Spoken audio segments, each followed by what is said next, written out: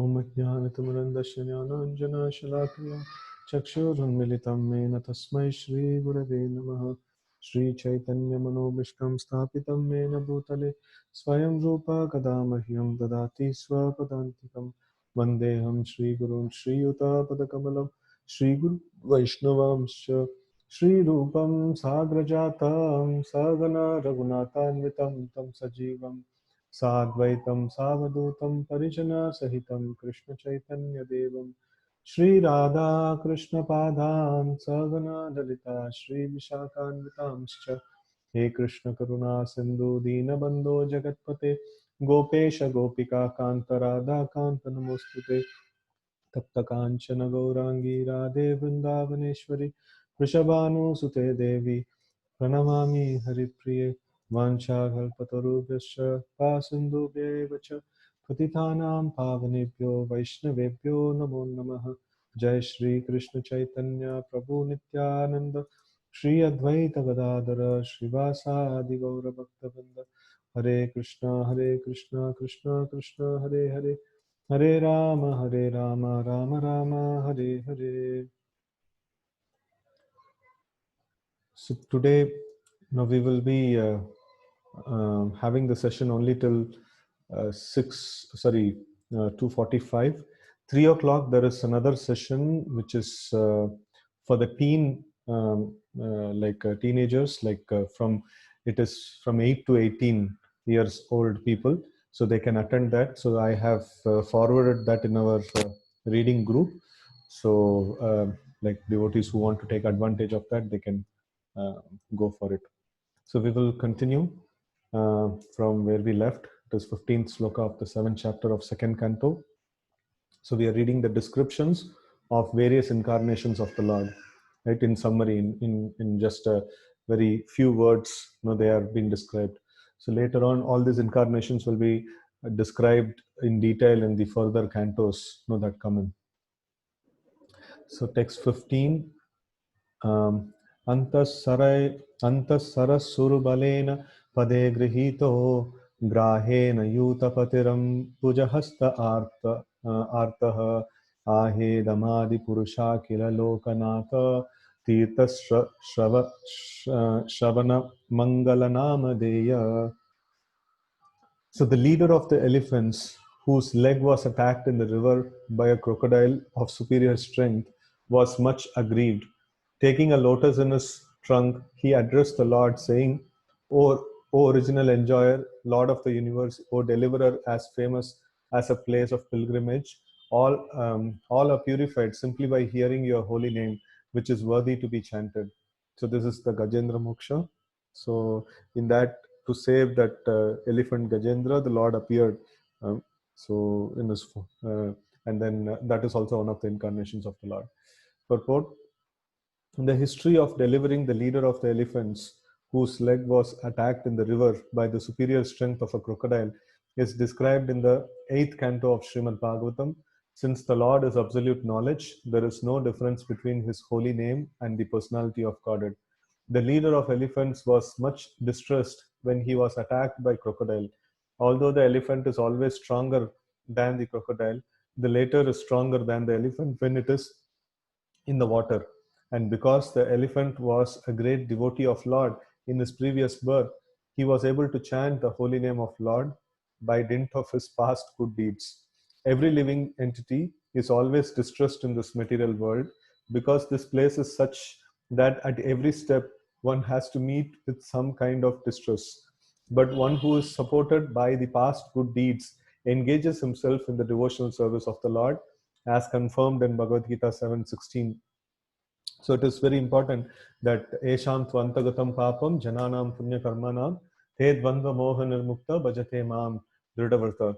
So this is a person for whom all the past sinful reactions is completely destroyed, and who has accumulated a lot of devotional piety. Such a person, he can actually practice the devotional service with Dridhavrata, with lot of conviction. He can actually practice. That is mentioned in Bhagavad Gita, right? So that is why this past good deeds, like whatever good deeds we are doing now, even this hearing of Srimad Bhagavatam, what we are doing now, it is going to have so much of powerful effect on the future. This is Shravana Mangala, like here it's mentioned, right? This is Tirtha Shravana Mangala Namadeya. So this is a very important thing. Shravana Mangala means all good simply by hearing the name, right? So the name of the Lord is so powerful. Just by hearing the name or chanting the name of the Lord, it is so very powerful. And this Srimad Bhagavatam is also equally powerful, just like chanting the names of the Lord, right? So we should know whatever we are hearing, it is going to be really very powerful, and it is going to help us in the future, right? Okay, so where we left. Okay, so we were in this. Yeah, those who are supported by impious acts cannot be engaged in devotional service of the Lord, even though they are distressed. This is also confirmed in Bhagavad Gita 7:15. The personality of Godhead Hari appeared at once on the back of his eternal bearer Garuda and delivered the elephant. So this is like if a person doesn't have piety, that means devotional punya. He has never heard the name of the Lord, and he has never had any prasadam. He has never met any devotees of the Lord and things like that. So for such a person, he doesn't have any piety in him, and how much ever these kind of situations may happen, he may be in distress or he may be in good situation, he will not be able to get the idea of practicing devotion. It is not possible for him to get. So it requires some bit of piety that actually evokes a person to come towards the devotional service, right? So and then after he comes in, then more piety, when he does more punya, like by the way of chanting the names of the Lord, hearing and things like that, and taking prasadam or serving the Lord and things like that. So when this punya, devotional punya, increases, so then he becomes more and more fixed up in devotional service. Otherwise it is not possible for him to become fixed up, right? So on the sinful plane, it is very difficult. So here it's mentioned that material distress or material piety. So we have always discussed this thing, in terms of when we discuss the aspect of karma, there are two kinds of punya papa. One kind of punya papa is material, and another kind of punya papa is spiritual. So like we saw this example, like everything that exists belongs to the Lord, and then everything should be used in his service. This is the spiritual vision of punya papa. Like anything that is there which is used in one's like if it is not used in Lord's service and it is just used in sense gratification, then it becomes spiritually sinful, right? And then like materially, what is sinful and piety? Material means immediately like no, I am not using things in the service of the Lord, then it becomes material. So what is called as the spiritual sin, that again gets bifurcated into two. What is called as spiritual sin is materialism, right? So in the materialism, again, there is two categories. One is sin and punya. So that is sin within sin, and punya within sin, like that. So okay, I'll just share a different screen, and then I'll explain to you there. This some of you may already know, but still, like, it is a very important concept to know. So we will just put that.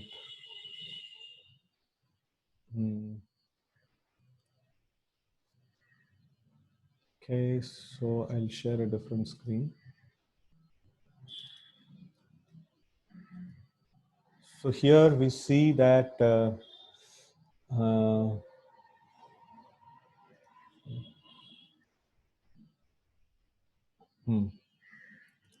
so now we have this is like everything that exists belongs to the Lord. So using in Lord's service,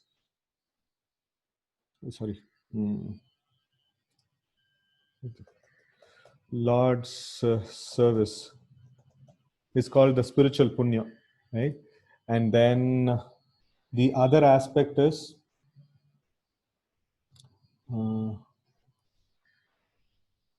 the other aspect comes here. So this side is which is called materialism, right? So this materialism is in the spiritual vision, this is punya, right? And this is sin. Okay, so I'll just put sin. It's difficult to write here. And then we have the other two categories are there. No, so in this material, this one, there is another punya that is there. Hmm? So this material punya means like I want to use the Lord's property in my service, but then I'll follow the scriptures in how to do so. No, that is called the material punya. And then material papa means, so that is like I will use Lord's property for my enjoyment, but I will not listen to even the scriptural rules and regulations, nothing. I will just go about enjoying in my own way. No, so that is called material sin, right? So when it talks about like esham tu antagatam papam jananam punya karmanam, so it talks about this whole thing as a sin thing. No, whether I may be very good, I may be doing charity, I may be doing lot of material punya and things like that, and like I'm very well situated, and I have janma aishwarya shuta shri, which is good birth, wealth and knowledge and beauty. All these things are considered to be the results of material punya. When I do material punya, I get this janma aishwarya shutashri. So these things, like even though if I have all those things, still I am there in the material, this one. So this is completely called as sin. And when a person is doing spiritual punya, that is engaged in the Lord's service, that is hearing the holy name and chanting the names of the Lord and taking prasadam, hearing Srimad Bhagavatam. So these things are considered to be spiritual punya. And when the spiritual punya increases, that is when a person will become dridhavrata in devotional service, right? So the material punya, the more we do sense gratification, more our devotional service goes down. This is the whole understanding over here, right? So in this way, like a person should more and more identify and see things. The moment he sees anything, immediately you should get this thought, okay, this is a creation of the Lord and it must be used in his service, right? So ordinarily we know, like if we go to any job, or if we go to any place, like for example job only we take, and if we go to job, like we know everything that exists in the office belongs to the owner there. And like I cannot just simply use it in my service. I cannot just simply take that and use it for my personal use. So I am going there to work. All that is there, like I have to use it in his in the service of the person over there, like whoever is the boss. It should be used for the company's service and things like that. So that is the same thing that we have to look like, the same vision we have to look in this world. Everything that exists belongs to the Lord, and obviously it should be used in his service, right? So this, the basic thing, how the materialism is so wrong, deeply wrong. It is like from the root it is wrong. That is how, like the materialism is like, even the common sense that we have in dealing with things in this world, we don't apply that to the Lord and the properties of the Lord in this world. And just to make it easy, people just say, okay, there is no God, there is nothing, everything that exists belongs to you only, just exploit. So this is the worst condition that has happened. So anyways, so here we see that, so when we accumulate devotional punya, so then that will help us in the future. So just like here, Gajendra, he had committed so many sinful actions and he had to become an elephant for that sake. But then he also did some punya, devotional punya, like he practiced devotional service in his previous life, and right time he could able to remember the prayers that he had practiced in the previous life. And when he was in the deep distress, exactly at that time he remembered the prayers, and then he could able to get get the Lord in the scene, and he was delivered from the material world. So this is the power of devotional service. Even in the next life it will carry on. Whatever we are doing, it's not just going to end in this life, it's going to carry on, right? So the elephant was conscious of his relation with the Supreme Lord. He addressed the Lord as Adi Purusha, or the original enjoyer. Both the Lord and the living beings are conscious and therefore enjoyers, not therefore enjoyers. But the Lord is the original enjoyer, but because he is the creator of everything, right? So just like sometimes Prabhupada gives this example of, if you have a house, you want to build a house, so you supply all the raw materials, stone, sand, all those things, and then the mestri just works and then builds the building. Because you supplied all the raw materials, you didn't do any single bit of work, but still the building belongs to you. So in the same way, like, everything here in this world, you may say, like, I have created this, I have invented this, and things like that. Who gave the raw materials? It's God given raw materials. So obviously then everything belongs to him. So the same logic as how we build our building. In the same way, like, everything that we create using the intelligence given by the Lord, using the raw materials given by the Lord, everything belongs to him, and he is the original enjoyer, right? So he is the original enjoyer of everything. In a family, both the father and his sons are undoubtedly enjoyers, but the father is the original enjoyer, and the sons are subsequent enjoyers. A pure devotee knows well that everything in the universe is the property of Lord, and that a living entity can enjoy a thing as ordained by the Lord. Right? Isha Vasham idam sarvam yatkincha jagatyam jagat tena taktena bunjita ma grida kasya suddhanam. Everything that exists, whether it is animate or inanimate, moving or non-moving, everything belongs to God. And then whatever is set aside as quota of us, we are entitled only for that. We should not encroach upon others' quota. That's what Ishopanishad first sloka talks about, right? So in this way, we see that we are entitled to enjoy things in this world only as much as it has been ordained by the Lord. We cannot just go beyond that, right? A living being cannot even touch a thing which is not allotted to him. This idea of the original enjoyer is explained very nicely in Ishopanishad, exactly what sloka we were discussing now. And one who knows this difference between the Lord and himself never accepts anything without first offering it to the Lord. So here comes the very important aspect, offering. We have to offer everything to the Lord and then take as prasad.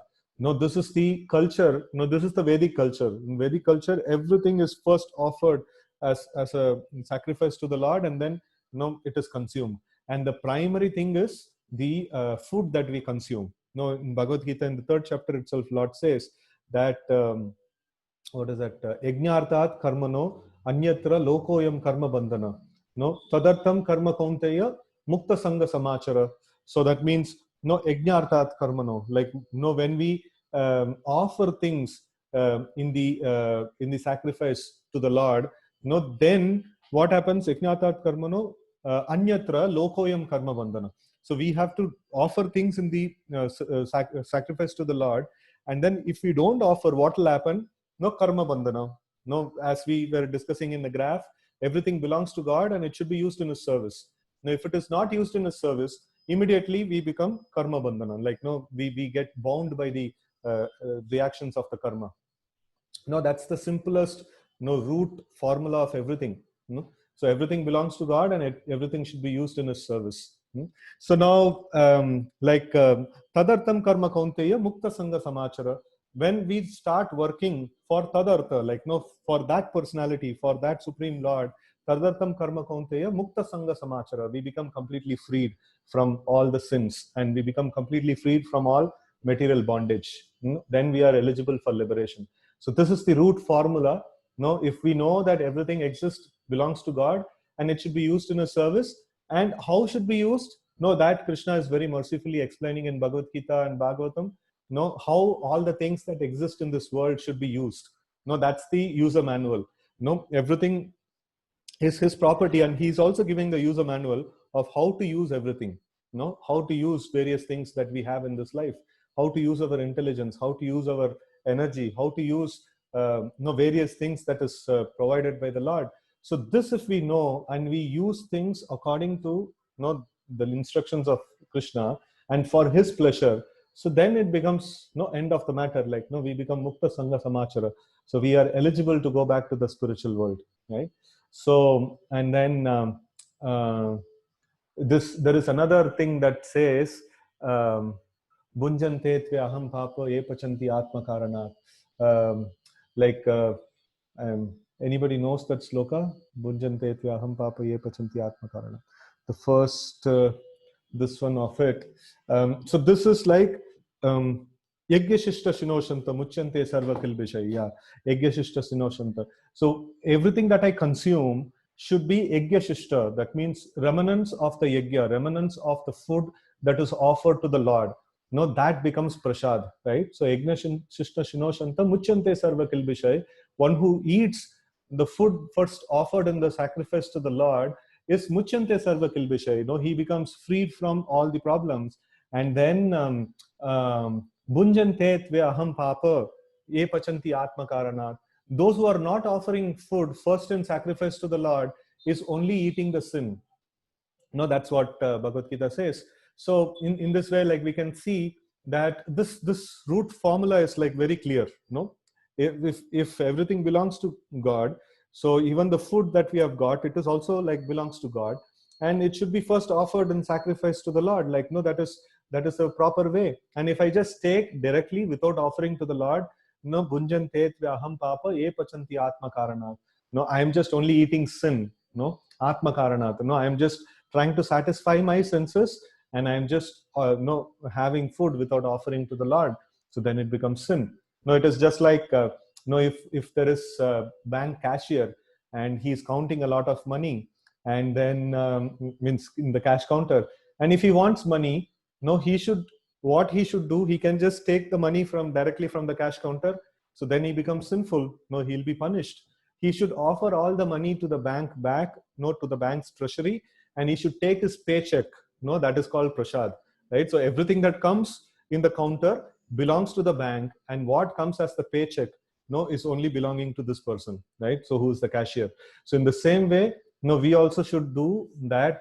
Like no, everything that exists, no, everything that comes on our way is property of God. No, we should understand it is property of God, and whatever no we do the religious activities, and then of which whatever comes as prasad, only that is my property, and that is also mercy of the Lord. No, it should be considered as mercy of the Lord. So then it purifies. No, that is why the devotees are also eating. No, and the ordinary people are also eating, and they are eating sin, and devotees are getting purified.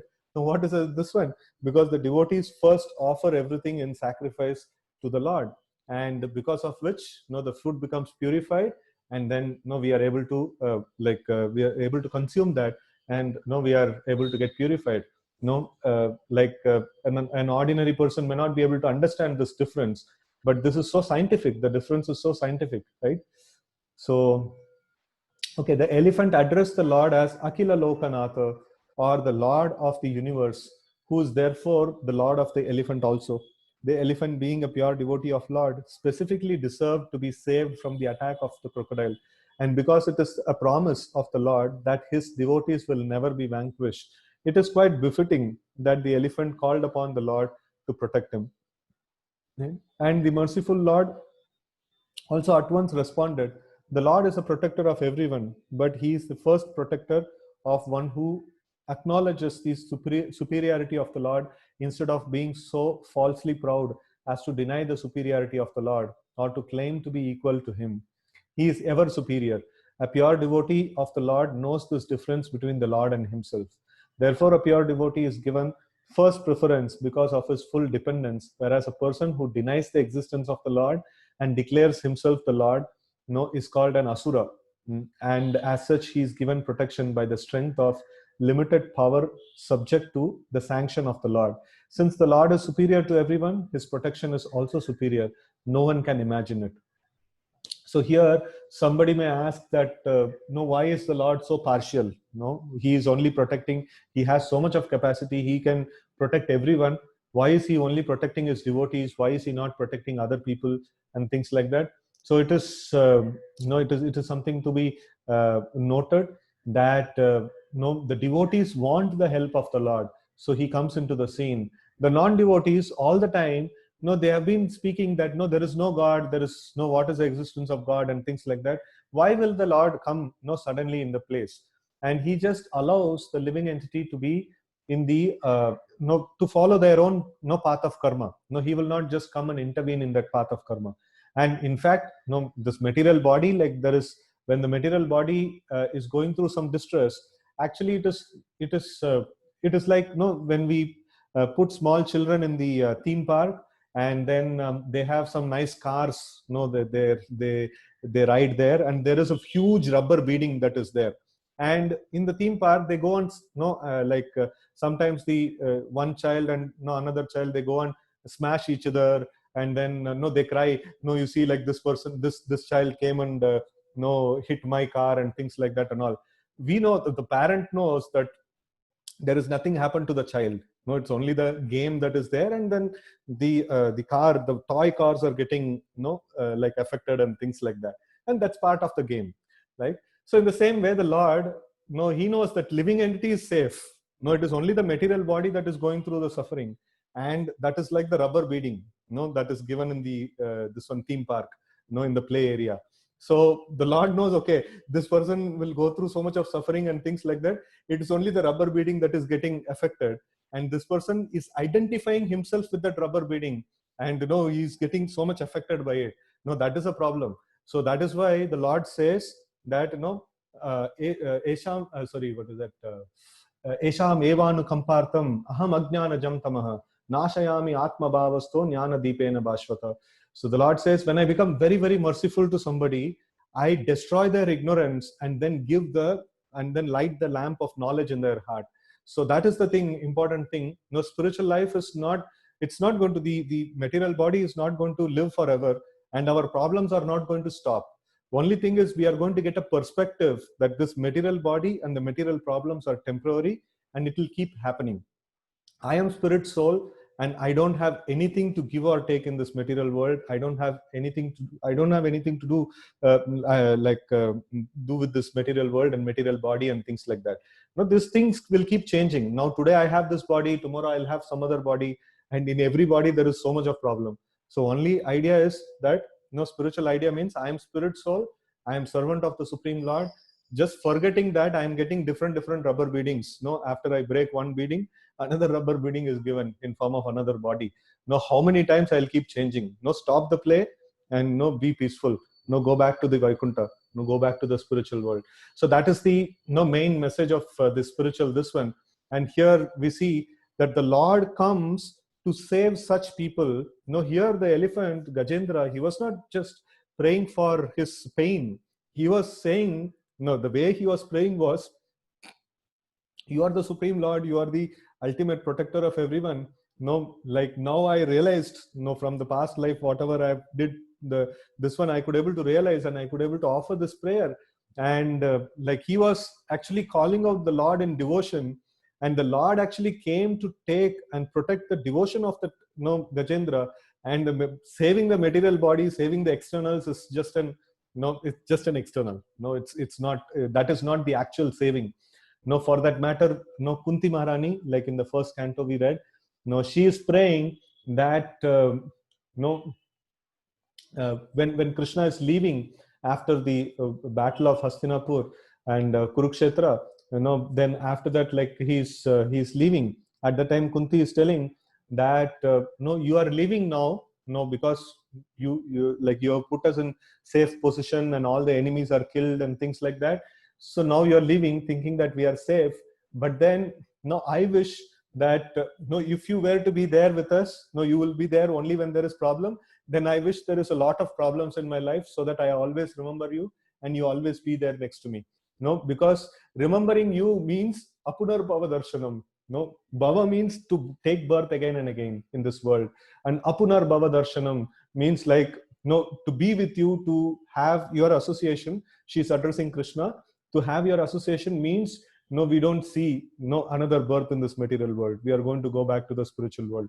And she was so anxious to have the association of Krishna, and she's telling that even if there is so many problems that are there, still it is okay. If you are there with us, if that is a price that we have to pay for getting you with us, I'm okay to go through any amount of struggle and pain. So this is the attitude of a devotee. Devotee is not concerned of his pains and pleasures, his difficulties and things like that. He is in fact prepared to go through any amount of difficulties, just to have the Lord with him, right?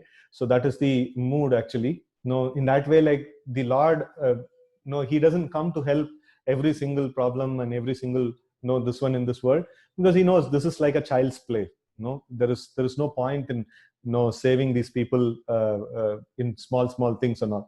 So only if there is a devotee in the picture, and no, just to protect his devotion and just to reciprocate with his devotion, the Lord comes.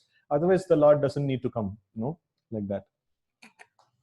Okay, so the elephant addressed the Lord as Tirtha Shrava, or as famous as a place of pilgrimage. People go to the places of places of pilgrimage in order to be delivered from the reactions of unknown sinful acts. But one can be freed from all sinful reactions simply by remembering His holy name. Right. So the Lord is therefore as good as the holy places of pilgrimage.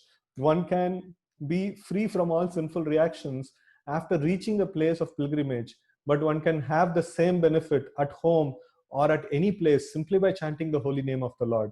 For a pure devotee, there is no need to go to the holy place of pilgrimage. He can be delivered from all sinful acts simply by remembering the Lord in earnestness.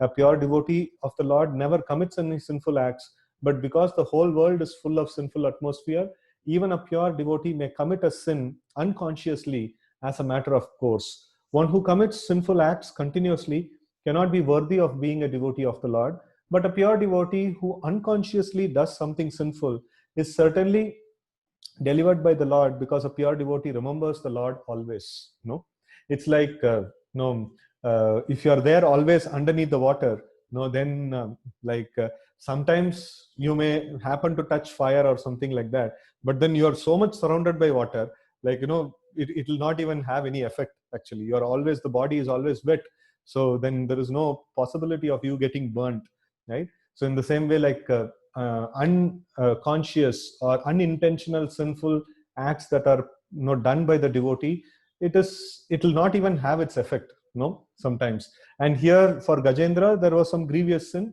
No, it had its effect, but then the devotion that he performed was overpowering. No, at the right moment, no, it just came up, and then no, he got the association of the Lord, and he is going back to the spiritual world, right?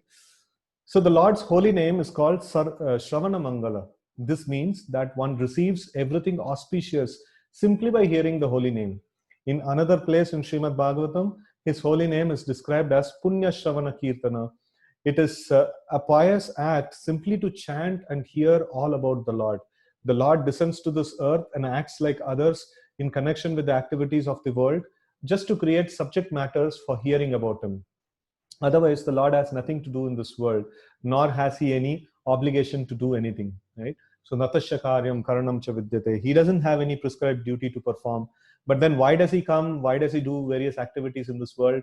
It's because like his activities can be recorded, and it will become the subject matter for discussion for the future generation. And that subject matter is Shravana Mangala. Just by hearing about the activities of the Lord, it creates so much of auspiciousness in a person's life. No, that's the greatest contribution. No, it's not just the Lord when he comes and he protects somebody, that is when the protection is happening. No, the subject matter that is there about the Lord, and which is so amazing, and we can go on discussing about it and hearing about it, and that is Shravana Mangalam. No, that's the greatest protection that the Lord is giving. And this Srimad Bhagavatam is there with us, and that is why we are able to read. And no, this is, the Bhagavatam is there because Lord came and he did his Leela in this way. No, otherwise we don't have the Srimad Bhagavatam. No, without Srimad Bhagavatam, what will we discuss? No, we will not be able to discuss anything, right? So he comes out of his own costless mercy and acts as he desires. The Vedas and the Puranas are full of descriptions of his different activities, so that people in general may naturally be eager to hear and read something about his activities. Generally, however, the modern fictions and novels of the world occupy a greater part of people's valuable time. Such literature cannot do good to anyone. On the contrary, they agitate the young mind unnecessarily and increase the mode of passion and ignorance, leading to increasing bondage of material conditions. So here, at the time, Prabhupada was mentioning that novels and fictions and things like that. And now, if we extrapolate, it is like the Facebook, Instagram, and all these whatever, like other social media is there. So all this thing is this this bad thing which is actually agitating our minds, to increase the mode of passion and ignorance, and then that is the cause of bondage, right? So this what is that all these modern inventions, they are not just some random inventions. They are actually inventions of Kali. They're actually inventions of the sin personified. And it may appear like, oh, it's a very nice business model, it's a very nice tool and things like that, but it's actually sin personified. That is what is hooking us, and that is what is actually binding us into the material bondage, right? So one should be very careful with these modern technological things. Okay, the same aptitude for hearing and reading is better utilized in hearing and reading of Lord's activities. This will give one all-round benefit. It is concluded, therefore, that the holy name of Lord and topics in relation with him are always worth hearing, and therefore he is called here in this verse as Namadeya, or one whose holy name is worth chanting, right? So this is how the purport is. So we will go to the next sloka, text 16. Shrutva haristam an aranarthinam aprameyas chakrayuda patagaraja bhujad hirudah chakrena nakravadanam vinipatya tasmad daste pragrihya bhagavan kripayojahara. The personality of Godhead, after hearing the elephant's plea, felt that the elephant needed his immediate help, for he was in great distress.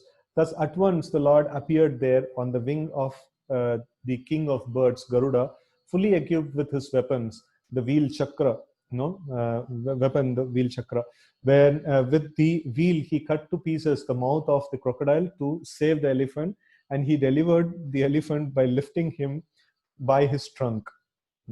Purport. The Lord resides in his Vaikuntha planet. No one can estimate how far away this planet is situated. It is said, however, that anyone trying to reach the planet by airship or by mind ship, traveling for millions of years, will find it still unknown. Right? So this is mentioned in Brahma Samhita.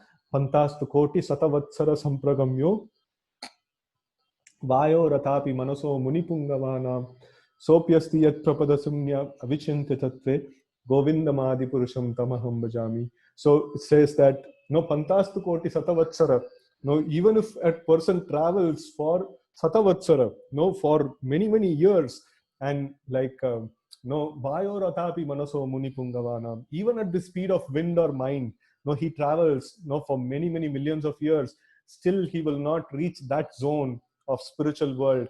And that is how far the spiritual world is, right?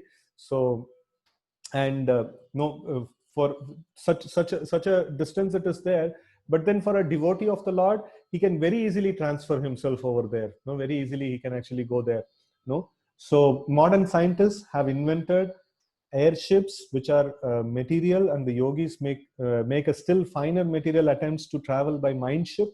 The yogis can reach any distant place very quickly with the help of mind ships, but neither the airship nor the mind ship, like vayo ratapi manaso munipungavana, so either the airship or mind ship has neither of them has access to the kingdom of God in the Vaikuntha Loka, situated far beyond the material sky.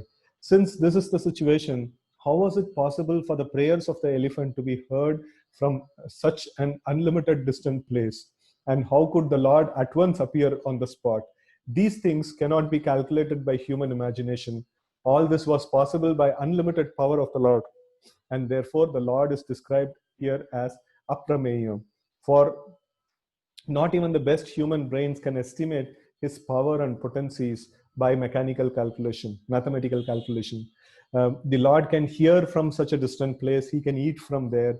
He can appear simultaneously in all places at a moment's notice. Such is the omnipotency of the Lord. Okay. Text 17. Jayan gunair avarajopi adithe suthanam lokan vichakrama iman yad atha diya jnana kshmam vamanena jagrahe tripad chalena Yach, Yachnyam Rite Paticharan Prabhubir. Okay, Prabhubir Nachalyaha. Okay. The Lord, although transcendental to all material modes, still surpassed all qualities of the sons of Aditi, known as Adityas. The Lord appeared as the youngest son of Aditi, and because he surpassed all planets of the universe, he is the supreme personality of Godhead. On the pretense of asking for a measurement of 3 footsteps of land, he took away all the land, all the lands of Bali Maharaj. He asked simply because um, without begging, no authority can take one's rightful possession. Right. So this is the incarnation of Vamana. So that is mentioned here, and then he is born as the son of Aditi. So the sage Kashyapa had 2 wives, Aditi and Diti. The sons of Aditi are called Adityas, and the sons of Diti are called Daityas. So Daityas are generally the demons, all the Hiranyakashipu, Hiranyaksha, all this, the family lineage. And even the Daitya Kula, Prahlad became a devotee. Okay, so so Prahlad became a devotee, and then Prahlad's grandson, that is Bali Maharaj, so he also became a devotee, who were actually belonging to Daitya Kula. But then, generally the Adityas are the devotees, they are the Devatas. And then the Lord Vamana, he also appeared as one of the sons of Aditi. So he is also called as Aditya, or sometimes he is called as Upendra. So Upendra means like the younger brother of Indra, right? So in that way, like he is called as Upendra also. So, and so here we see, let's see the purport. The history of Bali Maharaj and his charity to Vamana Dev is described in the 8th canto of Srimad Bhagavatam. Bali Maharaj conquered all the planets of the universe by rightful possession. A king can conquer other kings by strength, and such possession is considered to be rightful. So Bali Maharaj possessed all the land of the universe, and he happened to be charitably disposed towards the Brahmanas. The Lord therefore pretended to be a beggar Brahmana, and he asked Bali Maharaj for a measurement of 3 footsteps of land. The Lord, as the proprietor of everything, could take from Bali Maharaj all the land he possessed, but he did not do so because Bali Maharaj possessed all those lands by king's right.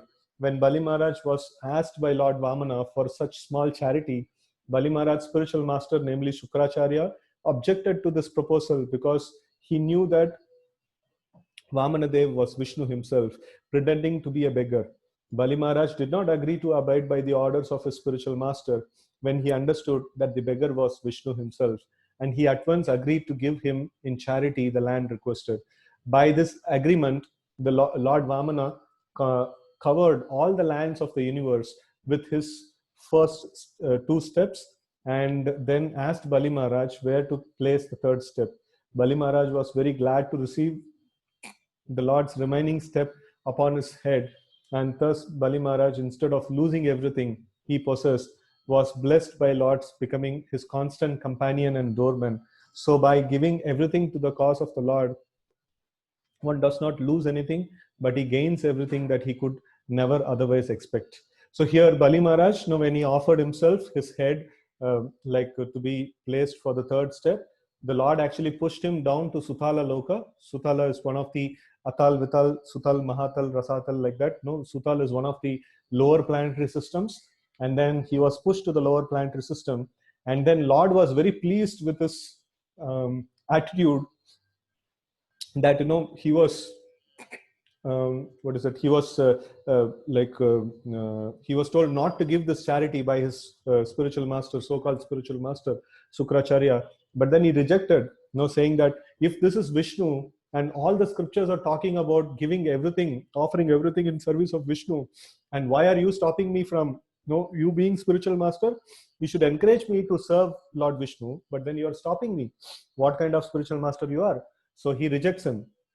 And then he offers, and then when he offers the 3 steps of land, Lord Vamana increases in size, and then he measures the whole world. And later, when Vamana is asking where to keep the 3rd step, so he's offering himself to be placed for the third step. And this is an example of Atma Nivedanam, or complete surrender to the Supreme Lord. So in this way, like when he offered everything in service of the Supreme Lord, the Lord became very pleased. And then after pushing him down to the Sutala Loka, he gave him so much of opulence that even King Indra doesn't have. And then the Lord became the personal doorkeeper,